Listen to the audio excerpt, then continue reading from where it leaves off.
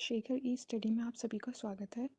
प्रिय विद्यार्थियों, हमारे इस ऑनलाइन इंस्टीट्यूट के माध्यम से आप सभी को गणित और हिंदी विषय का आधारभूत तरीके से अध्यापन कराया जाता है, जिसमें कहीं अगर थोड़ी बहुत त्रुटि हो जाती है तो उसके लिए हम क्षमा प्रार्थी हैं और इस संबंध में आपके सुझाव आमंत्रित हैं। धन्यवाद। हेलो दोस्तों, मैं शेखर स्वागत करता हूं आपका अपने YouTube चैनल शेखर ई स्टडी पॉइंट पर। दोस्तों, समान हिंदी की कक्षाएं चल रही थी जिसमें हम शब्द रचना का अध्ययन कर रहे थे। ठीक है, देखिए, शब्द रचना को मैंने आरंभ से 5 प्रकार से भागों में विभाजित करके बताया था, जिसकी प्लेलिस्ट में सारी वीडियो पड़ी हैं। अगर आपने पहले के वीडियो नहीं देखे हैं तो अवश्य देख लीजिएगा। एक क्रम से देखेंगे तो बेहतर समझ में आएगा। ठीक है, शब्द रचना में मैं आपको पढ़ा रहा था रूप, विकार या बनावट के आधार पर शब्द। ठीक है, उसमें मैं विकारी और अविकारी दो तरीके से विभाजित किया था। विकारी शब्दों की मैंने चर्चाएं कर दी हैं, संज्ञा, सर्वनाम, क्रिया, विशेषण। अविकारी शब्द हम पढ़ रहे हैं। अविकारी शब्द में हम अव्यय का अध्ययन कर रहे हैं। ठीक है, अव्यय को, जो चारों प्रकार से अव्यय और निपात को हमने बताया है, उनको हम एक एक करके देख रहे हैं। तो अव्यय, मैंने अव्यय का सामान्य परिचय बता दिया है, अव्यय को विभाजित करके बता दिया है। अब हम उन विभाजन को एक एक करके विस्तृत पढ़ेंगे। ठीक है, तो अव्यय तो आप जानते हैं, पहले के पार्ट जितने भी आए हैं उनमें आप देखते चलिएगा। क्रम से देखेंगे तो एक क्रम से ही समझ में आएगा, क्योंकि हिंदी ऐसी है कि इसके पूर्व के टॉपिक इंटर रिलेट होते हैं।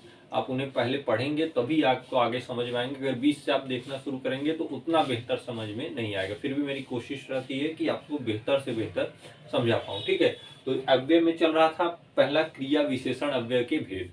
बाकी क्रिया विशेषण अव्यय को मैंने चर्चाएं कर दी हैं, आप पहले के पार्ट देख लीजिएगा। तो क्रिया विशेषण अव्यय के भेद हम पढ़ रहे थे। देखिए, क्रिया विशेषण अव्यय को हम अर्थ के आधार पर 4 प्रकार से विभाजित करते हैं। क्रिया विशेषण अव्यय को अर्थ के आधार पर हम 4 प्रकार से विभाजित करते हैं। देखिए, ये जो विभाजन है ये परीक्षा की दृष्टि से महत्वपूर्ण है। हालांकि इसके बहुत सारे विभाजन है, सारे चीज पढ़ना आपको आवश्यक नहीं होता, क्योंकि आप वनडे एग्जाम की तैयारी कर रहे हैं। तो ऐसी चीजें पढ़िए, सिलेक्टेड चीजें पढ़िए जो आपकी परीक्षाओं में आती हैं। ठीक है, आपको बहुत ब्रॉड माइंड करके, जैसे आपको एकदम अच्छे स्तर से बहुत ऊंचाई पे, मतलब विस्तृत पढ़ने की कोई बहुत आवश्यकता नहीं होती, क्योंकि यहाँ पे स्मार्ट तैयारी की जरूरत होती है। ठीक है, उन सिलेक्टेड चीजों को पढ़ना होता है जहां से प्रश्न बनाए जाते हैं। ठीक, तो अर्थ के आधार पर क्रिया विशेषण अव्यय कितने प्रकार के होते हैं? 4 प्रकार के होते हैं। कौन कौन से होते हैं? स्थानवाचक, कालवाचक, परिणामवाचक और परिमाणवाचक और रीतिवाचक। तो स्थानवाचक, कालवाचक, परिमाणवाचक, रीतिवाचक, इन चारों को आपको क्रिया विशेषण अव्यय के अंतर्गत पढ़ना है। एक एक करके मैं इन सारी चीजों को बताऊंगा। सामान्य सा परिचय जान लीजिए कि स्थानवाचक मतलब स्थान से रिलेटेड होगा, वहां आपको यहाँ वहां आमने सामने ऐसे शब्द मिलेंगे। ठीक है, कालवाचक मतलब घटित घटनाओं के काल का वर्णन करेगा, परसों, पहले, कभी, ये सब क्रिया की विशेषता बताते मिलेंगे। ठीक है, क्योंकि ये क्रिया विशेषण है तो क्रिया की विशेषता बताते हुए मिलेंगे, ये अव्यय के रूप में होंगे। ठीक है, परिमाणवाचक, परिमाणवाचक पूर्णतया, अधिक, इतना, उतना, जितना, इस तरीके के शब्द मिलेंगे। रीतिवाचक ऐसे, कैसे, हमेशा से, इस तरीके के शब्द मिलेंगे जो रीतियों का, मतलब उस क्रिया के घटित होने के तरीके का वर्णन करेंगे। तो वहां पे रीतिवाचक क्रिया विशेषण अव्यय होगा। ठीक है, तो इन चारों को आपको देखना है। आइए पहला देखते हैं स्थानवाचक क्रिया विशेषण अव्यय। देखिएगा, स्थानवाचक क्रिया विशेषण अव्यय मतलब ऐसे अव्यय शब्द जो क्रिया की विशेषता बताएंगे स्थान या दिशा के संदर्भ में। मतलब आपको अव्यय शब्द वाक्य में मिलेंगे, वो क्रिया की विशेषता बताते हुए मिलेंगे, क्योंकि वह क्रिया विशेषण अव्यय है। और क्रिया विशेषण अव्यय में भी वह स्थान रूप में है, मतलब वह स्थान या दिशा की क्रिया की दिशा के रूप में क्रिया की विशेषता बताते हुए मिलेंगे। वहां पे स्थानवाचक क्रिया विशेषण अव्यय होता है। ठीक है, तो आप सिंपल शब्दों में समझिएगा कि किसी वाक्य में अव्यय शब्द इस रूप में हो कि वह स्थान के आधार पर या दिशा के आधार पर क्रिया की विशेषता बता रहे हो, तो वहां पे स्थानवाचक क्रिया विशेषण अव्यय होता है। बाकी मैंने लिख दिया है, आप इस परिभाषा को भी लिख लीजिएगा।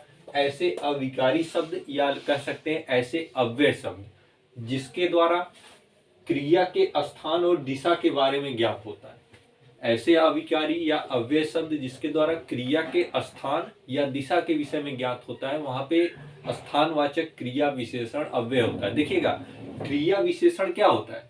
वह क्रिया की विशेषता बताएगा शब्द, लेकिन अव्यय जुड़ गया तो अव्यय के रूप में होगा, अव्यय क्रिया विशेषण अव्यय हो जाएगा। ठीक है, और उसमें भी अगर स्थान शब्द जुड़ गया, स्थानवाचक क्रिया विशेषण अव्यय, तो वो जो शब्द जो अव्यय के रूप में क्रिया की विशेषता बतला रहा है वह स्थान के संदर्भ में बताएगा या दिशा के संदर्भ में बताएगा, तो उसे स्थानवाचक क्रिया विशेषण अव्यय कहते हैं। ठीक है, जैसे आपको जो वाक्य में शब्द मिलेंगे वह मिलेंगे यहाँ, वहां, सामने, नीचे, ऊपर, आगे, भीतर, बाहर, इस ओर, उस ओर, किधर, जिधर, चारों ओर, कहाँ, वहां, जहां, ऐसे शब्द मिलेंगे। तो वहां पे आप जान जाएंगे ये क्या है, स्थानवाचक क्रिया विशेषण अव्यय प्रयुक्त हुआ है। उदाहरणों के माध्यम से समझिएगा, जैसे आपके सामने मैंने उदाहरण लिख दिया है समझने के लिए। रमेश बाहर सो रहा है। अब देखिए ये बाहर क्या बता रहा है, स्थान या दिशा के विषय में बोध करा रहा है, तो बाहर सो रहा है। ठीक है, स्थान, रेलगाड़ी टनल के भीतर जा रही है, टनल क्या है, एक स्थान है, उसके भीतर जा रही है, तो ये क्या है, स्थानवाचक क्रिया विशेषण अव्यय। खजाना जमीन के अंदर दबा है, तो ये भी तो एक स्थान के विषय की चर्चा कर रहा है कि जमीन के अंदर दबा है, ये भी क्या है, स्थानवाचक क्रिया विशेषण है। उसने अपने गुम हुए फोन को हर जगह खोजा। अब हर जगह मतलब दिशा के रूप में भी ले सकते हैं, चारों दिशाओं में खोज डाला, तो वो क्या है, स्थानवाचक क्रिया विशेषण अव्यय के अंतर्गत आएगा। बिल्ली बक्से के अंदर छिपी है, तो ये जो शब्द आ रहे हैं अंदर, हर जगह, ये भी देखिए जमीन के अंदर, टनल के भीतर, बाहर, ये सब क्या है, स्थानवाचक क्रिया विशेषण अव्यय है। ठीक है, इसमें दिशा का भी बोध होता है, जैसे मोहन की कार सामने जा रही है, सामने उस दिशा में जा रही है, रीमा वहां जा रही है। ठीक है, ये स्थान के सेंस में भी आप ले सकते हैं। अगर आप दिशा के सेंस में कहेंगे तो कुछ और शब्द इसमें ऐड करके दिशा के रूप में आप बता देंगे। ठीक है, तो आपको कहीं ना कहीं स्थानवाचक क्रिया विशेषण में ऐसे शब्द आपके मिलेंगे। ठीक है, जैसे कह दे ऊपर, तो ऊपर क्या है, अगर कह दे कि जहाज ऊपर उड़ रही है, हवाई जहाज ऊपर उड़ रही है, तो ये दिशा बता रही है, लेकिन आएगा किसमें, स्थानवाचक क्रिया विशेषण। ठीक है, और नीचे, ऊपर, नीचे, आगे, भीतर, सामने, इस तरीके के शब्द आपको मिलेंगे, वह होते हैं स्थानवाचक क्रिया विशेषण अव्यय। ठीक है, बाकी आप उदाहरणों से समझ जाएंगे। क्रिया विशेषण आप जानते हैं कि क्रिया विशेषण क्या होता है, जो क्रिया की विशेषता बतलाता है वही शब्द क्रिया विशेषण होता है। अब अगर उसमें क्रिया विशेषण अव्यय जुड़ गया तो वह शब्द अव्यय के रूप में होगा, मतलब अविकारी होगा, उसमें कोई लिंग वचन कारक के तो कोई विकार उत्पन्न नहीं होगा, मतलब वो चाहे जिस लिंग में प्रयुक्त होगा वैसे ही रहेगा।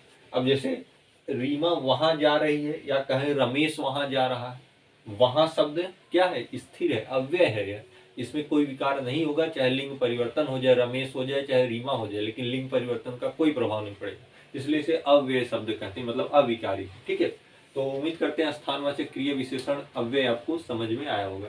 अब आपका दूसरा है कालवाचक क्रिया विशेषण अव्यय, आइए उन्हें देख लेते हैं। देखिए कालवाचक क्रिया विशेषण अव्यय, ठीक है, नाम से स्पष्ट है, कालवाचक मतलब ऐसे अव्यय या अविकारी शब्द जिनसे क्रिया के घटित होने के काल या आप कह सकते हैं समय का ज्ञात होता है या बोध होता है।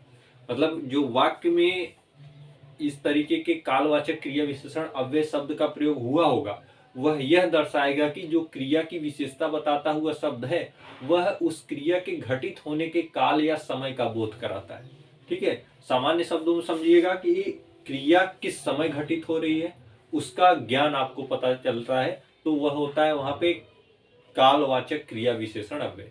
अब चूंकि क्रिया की विशेषता बताएगा, क्योंकि क्रिया के घटित होने की बात करेगा तो क्रिया की ही तो विशेषता बताएगा, तो घटित हो रहा है तो वो समय के अनुसार ही घटित होगा, उसे समय या काल कहते हैं, तो वहां पे आप कालवाचक क्रिया विशेषण अव्यय कहेंगे। ठीक है, जैसे मैं कहूं मैं सुबह जाऊंगा, मैं सुबह जाऊंगा, तो जाना तो क्रिया है लेकिन सुबह क्या बता रहा है, क्रिया की विशेषता बता रहा है, किसके रूप में, अव्यय के रूप में।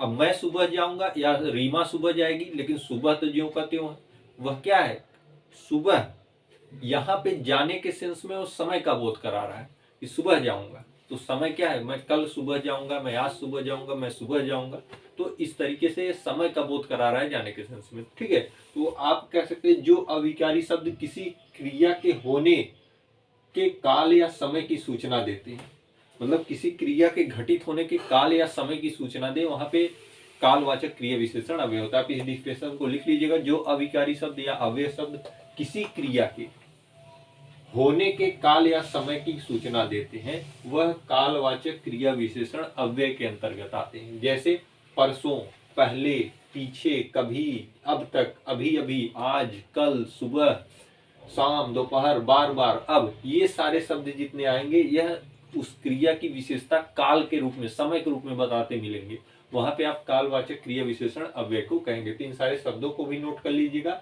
ये शब्द आपको उदाहरणों में मिलेंगे। ठीक है, जैसे मैं यहाँ पे उदाहरण लिखा हूं, एक एक उदाहरण को आप समझने का प्रयास करिएगा। गाड़ी अभी अभी गई है, तो अभी अभी गई है क्या कर रहा है, जाने की जो क्रिया है गई है, इसकी विशेषता बता रहा है अभी अभी गई है, मतलब ये समय के रूप में बोध करा रहा है, अभी अभी चली गई गाड़ी।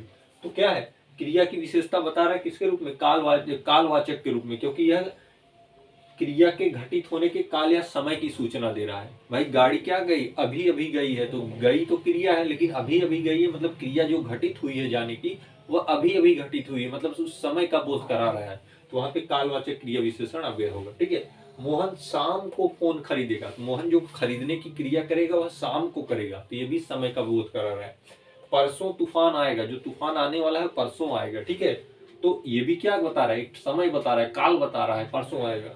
कल मुझे जौनपुर जाना है, तो कल जाना है जौनपुर, कल मुझे जौनपुर जाना है, तो कल जाना है, ये भी क्या है, समय का बोध करा रहा है।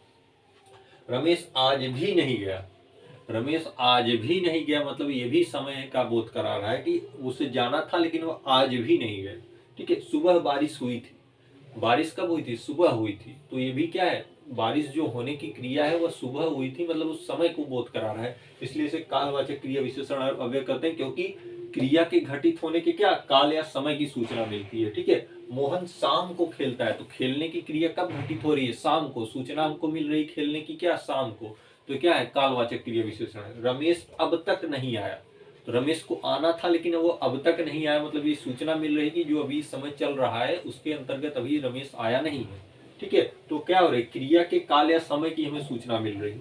मैं बार बार दौड़ता हूँ, ये दौड़ने की क्रिया बार बार हो रही, मतलब ये भी समय को बता रहा है कि मैं बार बार दौड़ रहा हूँ। तो क्या है, दौड़ने की क्रिया जो हो रही बार बार हो रही, ये भी समय का सूचक है। तो ये सारे शब्दों में ये जो शब्द आए हैं, बार बार, अब तक, शाम, सुबह, ये सब क्या है, कालवाचक क्रिया विशेषण अव्यय के उदाहरण है। ठीक है, तो आप बस इतना जानते रहिएगा कि जो भी क्रिया की विशेषता बताता मिलेगा वह काल या समय के रूप में बताता मिलेगा, तो वहां पे कालवाचक क्रिया विशेषण अव्यय हो गया। ठीक है, तो आपने क्या देख लिया, अब दो चीज और आपके बचे हैं, परिमाणवाचक क्रिया विशेषण अव्यय और रीतिवाचक क्रिया विशेषण अव्यय। ठीक है, और दो प्रकार आपने पढ़ लिया, कालवाचक और एक जो अभी हमने पहले पढ़ा। तो आज की वीडियो में फिलहाल इतना ही करता हूँ, आगे के जो पार्ट आएंगे उसमें उन दोनों प्रकारों को बता के क्रिया विशेषण अव्यय को समाप्त कर दूंगा, फिर इसके जो 3 अन्य प्रकार हैं उनकी भी चर्चा की जाएगी। इन सारे शब्दों को आप अपनी बुक पर नोट डाउन करते रहिएगा।